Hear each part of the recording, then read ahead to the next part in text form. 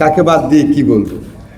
আবার এই বাংলাদেশে একটা নমিনেশনের জন্য উনি পান নাই, দল ছেড়ে দিলেন, ওই দলের নেতাকে আবার কুলাঙ্গার বলছেন। ওনারা জুলাই বিপ্লবের, এটাও মনে রাখতে হবে। পপুলার বক্তব্য দিতে পারি, সবাই হাততালি দিবেন, আমার নেতা বলছে, সংসদ নেতা মনে আছে, এই চেয়ারের অনেক উত্তাপ, সবুজ চেয়ারটা দেখাই বলছে, এই চেয়ারের অনেক উত্তাপ, মানে বিরোধী দল সরকারি দলে, প্রাইভেট মেম্বার পাবলিক মেম্বার, এই উত্তাপ আমি বুঝি। এটাই তো জুলাই বিপ্লবের সবচেয়ে বড় আকাঙ্ক্ষা।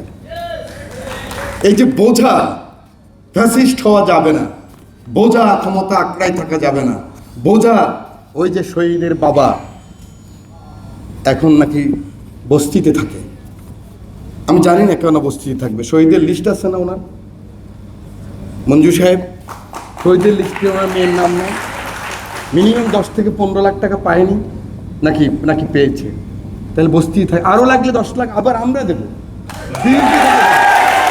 ব্যক্তিগত পর্যায়ে দেবো, কিন্তু কেন উনি বস্তিতে থাকবে? এই প্রশ্ন আপনারা এই পাবলিক হাততালি না দিয়ে আমাদেরকে বলতে পারেন। মাওলানা মামুনুল হক সাহেব সবচেয়ে আমরা পছন্দ করি, লোকটা যদি আসতো, মঞ্জু যদি আসতো, আসিফ যদি আসতো, জুলাই বিপ্লবের তারা যদি আসতো, আপনাদের বিপ্লবী নেতা ফুয়াদ, তাকে বলছেন ঢাকা ইলেকশনে দাঁড়াও ভাই, পাস করে ফেলবা। আসে নাই, আগামীবার আসবে, কারণ এবার আর ওই রাজনীতি হবে না। আগে কি হতো,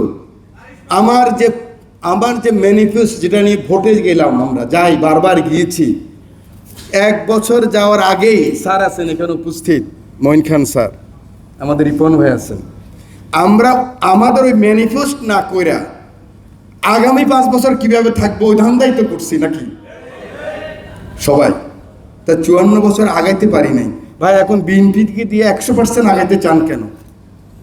20% আগাক, 25% আগাক, মামুনুল হক সাহেব সুযোগ দেন আমাদেরকে।